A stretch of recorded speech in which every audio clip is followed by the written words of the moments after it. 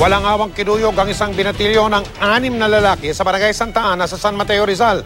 Nahuli kam kung paano pinagsusuntok at pinagpapalo ng tubo ang biktima.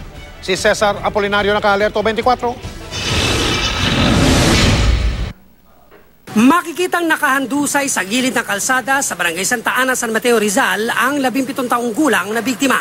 2 sospek ang walang awang pinagsusuntok at sinisipa ang biktima. Ilang sandali pa, may 2 pang sospek na may hawak ng tubo ang dumating at pinagpapalo ang walang kalaban-labang biktima. Pero hindi roon natapos ang kalbaryo ng menor de edad dahil may dumating pang motorsiklo sakay ang 2 pang sospek. Saka pinagtulungang bugbugin ang nag-iisang biktima na halos mawala na ng malay. Nung makita nga namin na direct assault na to, binubugbog na yung nag-iisang kabataan, tumawag kagad kami ng responde dito sa may Dragon Base sa PNP. Mahigit 1 buwan na nang mangyari ang insidente pero ayon sa pulisya, inaalam pa nila ang pagkakakilanlan ng 6 na sospek. Kilala rin daw ng biktima ang isa sa mga sospek at posibleng motibo raw ay love triangle. Nasa abroad ang mga magulang ng menor de edad na biktima na dinala muna ng mga kaanak sa probinsya para magpagaling. Nakapagbigay na ng salaysay sa pulisya ang biktima na kasalukuyang nagpapagaling pa rin. Posibleng masampahan ng mga sospek ng kasong attempted murder.